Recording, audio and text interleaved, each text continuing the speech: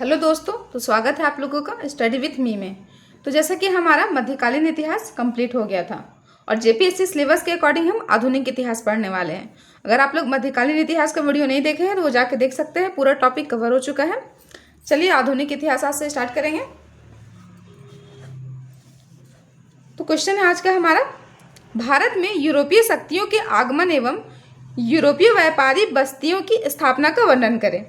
तो आधुनिक इतिहास पढ़ रहे हैं तो हमारा जो पहला टॉपिक है वो यूरोपीय शक्तियों का आगमन है और यूरोपीय व्यापारिक बस्तियों की स्थापना। तो चलिए देखते हैं इसका आंसर। देखिए पूरा आंसर रेडी है, सारा आंसर रेडी है। चलिए, तो जैसा कि हम सबसे पहले भूमिका लिखते हैं, तो चलिए देखते हैं। मध्यकालीन भारत एक समृद्ध आर्थिक शक्ति के रूप में जाना जाता था। पश्चिमी एशिया के देशों के साथ साथ यूरोपीय देश भी भारत के साथ व्यापार करना चाहते थे। यूरोप में संसाधनों की कमी तथा नए बाजारों और समुद्री मार्गों की खोज की आवश्यकता के कारण भौगोलिक खोजों का युग प्रारंभ हुआ। 15वीं शताब्दी के उत्तरार्ध में पुर्तगाली नाविकों ने नए समुद्री मार्गों की खोज का प्रयास किया। इसी क्रम में पुर्तगाली नाविक बार्थोलोम्यू दियाज अफ्रीका के दक्षिणी सिरे केप ऑफ गुड होप तक पहुंचने में सफल रहा। यद्यपि वह भारत नहीं पहुंच सका, किंतु उसके इस अभियान ने भारत के समुद्री मार्ग की खोज का मार्ग प्रशस्त कर दिया। तो इसके पश्चात 1498 ईस्वी में वास्को डी गामा समुद्री मार्ग से भारत के कालीकट बंदरगाह पहुंचा। इसके साथ ही भारत में यूरोपीय शक्तियों का आगमन प्रारंभ हो जाता है। प्रारंभ में उनका उद्देश्य व्यापार था, किंतु धीरे धीरे उन्होंने भारत के विभिन्न भागों में व्यापारिक बस्तियों की स्थापना कर अपना प्रभाव बढ़ाना प्रारंभ कर दिया। तो देखिए किस तरह से भारत में यूरोपीय व्यापारिक बस्तियों का विकास होता है। सबसे पहले पुर्तगाली आते हैं, फिर डच, अंग्रेज और फिर फ्रांसीसी, और इस तरह से अपना अपना बस्तियों का वो लोग स्थापना कर। तो चलिए आगे बढ़ते हैं। पुर्तगाली, तो पहले हम पुर्तगाली को देखेंगे। तो पुर्तगालियों का भारत में आगमन कैसे होता है, पश्चिमी तट पर अधिकार विस्तार कैसे करते हैं, प्रमुख पुर्तगाली बस्तियां कौन कौन सी बनाई जाती है, व्यापार का विकास कैसे होता है, फिर संघर्ष और पतन कैसे होता है। तो चलिए भारत में आगमन पहले देख लीजिए। भारत आने वाले यूरोपीय शक्तियों में सबसे पहले पुर्तगाली थे। 1498 ईस्वी में वास्को डी गामा समुद्री मार्ग से भारत के कालीकट पहुंचा, जहां उसका स्वागत कालीकट के हिंदू शासक जमेरिन ने किया। इसके पश्चात 1500 ईस्वी में पेड्रो अल्वारेज कैम्ब्राल भारत आया और भारत के साथ व्यापारिक संबंध स्थापित किया। तो इस तरह से भारत में आगमन हो जाता है, भारत में उन लोगों का आना प्रारंभ हो जाता है। अब देखेंगे पश्चिमी तट पर अधिकार। धीरे धीरे पुर्तगालियों ने भारत के पश्चिमी समुद्री तट पर अपना अधिकार स्थापित करना प्रारंभ कर दिया और इसी उद्देश्य से वो क्या करते हैं, तो इसी उद्देश्य से उन्होंने अपनी शक्ति को सुदृढ़ किया तथा 1510 ईस्वी में बीजापुर के शासक से गोवा छीनकर वहां अपनी अस्थायी बस्ती स्थापित कर ली। इसके बाद क्या होता है वो देखिए। इसके अतिरिक्त स्थानीय राजाओं से समझौते तथा भारतीय स्त्रियों के साथ वैवाहिक संबंध स्थापित कर पुर्तगाली साम्राज्य का विस्तार किया और भारत में अपनी स्थिति को मजबूत बनाया। तो चलिए प्रमुख पुर्तगाली बस्तियां कौन कौन सी वो देख लीजिए।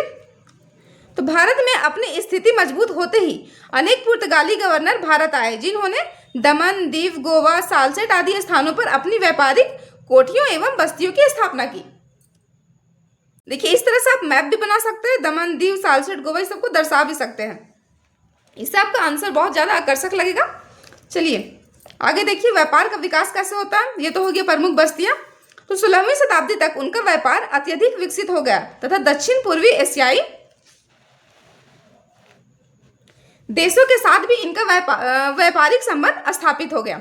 अब देखिए संघर्ष और पतन कैसे होता है। ये तो व्यापार का विकास भी हो गया, पुर्तगाली बस्तियां जो थी कौन कौन सी वो भी हो गया। हमारा आगमन कैसे होता है वो भी हम देख लिए। चलिए अब देखते हैं इसका संघर्ष और पतन। किंतु समय के साथ पुर्तगालियों को मुगलों, अंग्रेजों तथा डचों से संघर्ष करना पड़ा। इस प्रकार पुर्तगाली शक्ति धीरे धीरे कमजोर पड़ने लगी और इनका पतन प्रारंभ हो गया। कुछ विद्वानों का मानना है कि पुर्तगाली भारत में धार्मिक कट्टरता की नीति को अपना लिए थे, जिससे इनका पतन प्रारंभ हो गया। वहीं पे कुछ और विद्वान थे, उनका मानना है कि पुर्तगालियों ने गोवा में हिंदू मंदिरों को नष्ट कर दिया और हिंदुओं को ईसाई धर्म मानने के लिए बाध्य किया था। कुछ और विद्वानों का मानना है कि अल्बुकर्क के बाद जितने भी गवर्नर आए उन्होंने सिर्फ भ्रष्टाचार और विलासिता को आगे बढ़ाया, जिसके कारण वे अपने उद्देश्यों को भूल गए थे। इसके अलावा डच और अंग्रेजों की समुद्री शक्ति पुर्तगालियों के मुकाबले श्रेष्ठ थी, जिसके कारण इन दोनों शक्तियों ने व्यापारिक प्रतिस्पर्धा से पुर्तगालियों को निकाल बाहर कर दिया। इस प्रकार पुर्तगाली धीरे धीरे वापस चले गए और उनका पतन हो जाता है।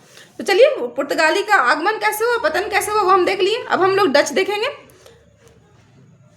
तो देखिए, डच में भी हम लोग डचों का आगमन देखना है, व्यापार का विकास कैसे करते हैं वो लोग, और प्रमुख व्यापारिक बस्तियां कौन कौन से बनाते हैं, और फिर प्रतिस्पर्धा और संघर्ष पतन। तो चलिए पहले देखिए आगमन।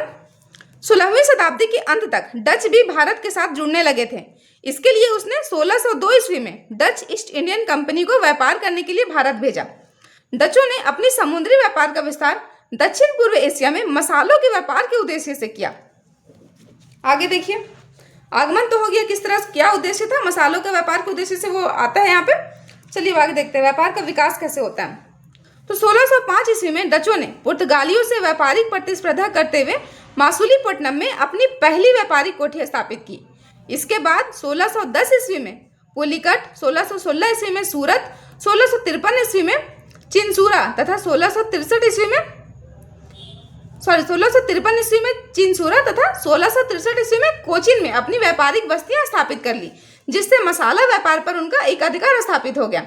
आगे देखिए, इसके अलावा डच ईस्ट इंडिया कंपनी ने मुख्य रूप से नील, कच्चा रेशम, अफीम, चावल आदि का व्यापार करने लगे। तो इस तरह से व्यापार का उनका विकास होता है, मसालों से स्टार्ट होता है, फिर वो क्या करते हैं, वो कुछ नील, कच्चा रेशम, अफीम, चावल, इस सब का भी व्यापार करने लग जाते हैं।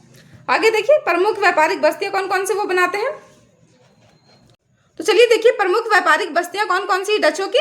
तो सूरत में, कोचीन में बनाया गया था, चिंसूरा, मासुलीपट्टनम और पुलिकट। तो इस तरह से इसको भी आप दर्शा सकते हैं मैप में। चलिए अब देखते हैं संघर्ष और पतन। बस्तियां तो हम लोग देख लिए कौन कौन से थी। तो व्यापारिक प्रतिस्पर्धा बढ़ने के कारण डचों का अंग्रेजों से संघर्ष हुआ। धीरे धीरे उनका प्रभाव कम होता गया और अंततः वे भारतीय व्यापार से बाहर हो गए। तो इनका भी संघर्ष और पतन हम देख चुके हैं। व्यापारिक प्रतिस्पर्धा के कारण डच अंग्रेजों से संघर्ष करते हैं और उनके बाद वो टिक नहीं पाते और फिर वो क्या होते हैं, भारतीय व्यापार से बाहर हो जाते हैं। तो चलिए अब अंग्रेज को देखते हैं। तो अंग्रेज यूरोपीय यात्रियों में और व्यापारिक प्रतिस्पर्धा में सबसे आगे थे। 31 दिसंबर 1600 ईस्वी में ब्रिटिश महारानी एलिजाबेथ प्रथम ने एक व्यापारिक कंपनी को 15 वर्षों के लिए व्यापारिक अधिकार प्रदान किया। भारत में इसकी शुरुआत 1608 ईस्वी में सूरत में व्यापारिक कोठी स्थापित करने के प्रयास से हुई, लेकिन उस समय पुर्तगालियों के प्रभुत्व होने के कारण अंग्रेजों को विशेष सफलता नहीं मिलती है। इसके बाद देखिए क्या होता है। इसके बाद कैप्टन विलियम हॉकिंस मुगल साम्राज्य जहांगीर के दरबार में पहुंचे, तब भी इन्हें विशेष सफलता नहीं मिली। इसके बाद सर टॉमस रो जहांगीर के दरबार में पहुंचे। वे एक कुशल राजनीतिक थे। उनकी कूटनीति के कारण अंग्रेजों को अहमदाबाद, आगरा, बड़ौज आदि स्थानों पर व्यापारिक कोठियां स्थापित करने की अनुमति मिल जाती है। इस प्रकार अंग्रेजों ने भारत के अनेक भागों में अपनी व्यापारिक बस्तियां स्थापित करना प्रारंभ कर दिया। अब देखिए कौन कौन सी जगह में वो अपनी बस्तियों को बसाते हैं, वो देख लीजिए। तो देखिए, कासिम बाजार, हुगली, बालासोर, मछलीपट्टनम, मद्रास, गोलकुंडा, बम्बई और सूरत। तो इस तरह से इनकी जो प्रमुख बस्तियां वो इस तरह से आप दर्शा सकते हैं। चलिए आगे देखते हैं। 1668 से 69 में अंग्रेजों को बम्बई प्राप्त हुआ, जहां इन्होंने अपनी महत्वपूर्ण व्यापारिक कोठी स्थापित की। उसके बाद देखिए क्या होता है। दक्षिण भारत में 1611 ईस्वी में मासुलीपट्टनम, 1632 ईस्वी में गोलकुंडा के शासक से स्वर्णिम फरमान तथा 1639 ईस्वी में मद्रास की स्थापना के माध्यम से उन्होंने अपना व्यापारिक विस्तार किया। तो इस तरह से वो अपने बस्तियों को बसाते हैं। चलिए आगे देखिए। पूर्वी भारत में 1633 ईस्वी में बालासोर, 1651 में हुगली, कासिम बाजार आदि स्थानों पर भी व्यापारिक कोठियां स्थापित की गई।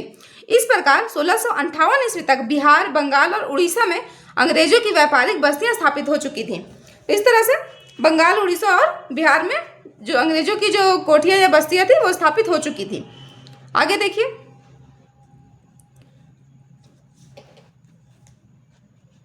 अंग्रेजों ने व्यापार के साथ साथ अपनी राजनीतिक शक्ति का भी विस्तार किया। उन्होंने व्यापारिक प्रतिस्पर्धा में पुर्तगालियों, डचों तथा फ्रांसीसियों को पीछे छोड़ते हुए भारत में अपना प्रभुत्व स्थापित किया। फलस्वरूप अंग्रेज ईस्ट इंडियन कंपनी भारत की सबसे प्रभावशाली यूरोपीय व्यापारिक शक्ति बन गई। तो इस प्रकार से जो था अंग्रेजों की जो ईस्ट इंडियन कंपनी थी वो भारत की सबसे प्रभावशाली यूरोपीय व्यापारिक शक्ति बन जाती है। तो हम देख लेते हैं फ्रांसीसी का भी। 1664 ईस्वी में फ्रांस के शासक लुई 16वें के शासनकाल में वित्त मंत्री कोलबर्ट ने फ्रेंच ईस्ट इंडियन कंपनी की स्थापना की। इसका मुख्य उद्देश्य भारत के साथ व्यापार करना था। इनका भी उद्देश्य क्या था? व्यापार करना। 1668 ईस्वी में सूरत तथा 1669 ईस्वी में मासुलीपट्टनम में फ्रांसीसी अपनी पहली व्यापारिक कोठियां स्थापित की। इसके बाद 1674 ईस्वी में फ्रांसवा मार्टिन ने पांडिचेरी को फ्रांसीसियों का प्रमुख व्यापारिक एवं प्रशासनिक केंद्र बनाता है। ठीक है, इसके बाद देखिए क्या हुआ। इसके बाद चंद्रनगर कहाँ? बंगाल में, माहे केरल, कारेकल तमिलनाडु तथा यानम आंध्र प्रदेश में भी फ्रांसीसियों ने अपनी व्यापारिक बस्तियां स्थापित की और भारत में अपना व्यापार को बढ़ाया।